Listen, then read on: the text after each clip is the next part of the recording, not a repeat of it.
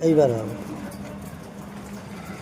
এইবার আচ্ছা, আজকে তো সব হিন্দুদের আর খ্রিস্টানদের জামাই ষষ্ঠী হচ্ছে, তাহলে মুসলিমদের জামাই ষষ্ঠীটা করলে কেমন হবে?